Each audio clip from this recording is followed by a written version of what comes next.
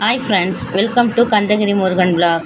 సింపుల్గా టేస్టీ అయిన నా స్టైల్లో ఉసిరికాయ పచ్చడి ఎలా చేయాలని చూపిస్తా. మా వీడియో చూసే ముందు మా వీడియోకి ఒక లైక్ చేయండి.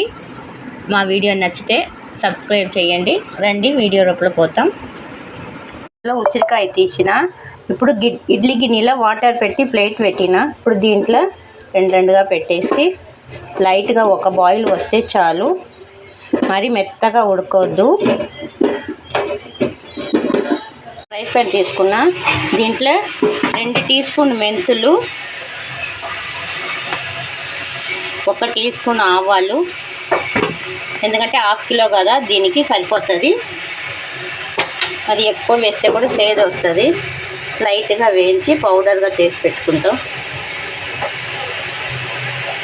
చూడండి ఉడికిపోయినాయి. ఇట్లా చాక్ అనేది లోపల పోతుంది. చాలు, లైట్గా కలర్ మారితే చాలు.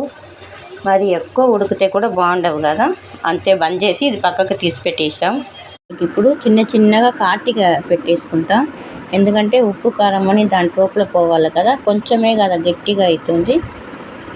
మనకు ఉసిరికాయలంతా రెడీ అయిపోయినాయి. ఇప్పుడు దీంట్లో కారం, 1/2 టీ స్పూన్ పసుపు, ఆవాలు మెంతులు పొడి, 1/2 గ్లాసు సాల్ట్, దొడ్డు సాల్ట్ పౌడర్ చేసిన. మనకు అల్లం వెల్లుల్లిపాయలు కొంచెం ముద్ద, ఓన్లీ వెల్లుల్లిపాయలు మాత్రం వేసుకోవాలి. ఇప్పుడు ఇవన్నీ ఒకసారి కలిపేసుకుంటాం మనం. ఇప్పుడు మనం వేసిన మసాలా అంతా ఉసిరికాయలో పట్టేసుకున్నది. ఇప్పుడు నేను 1 కప్పు ఆయిల్, పల్లి నూనె వేసుకున్న. దీంట్లో ఆవాలు జీలకర్ర వేసిన, కొన్ని కరివేపాకు వేసిన. చల్లగా అయిపోయింది.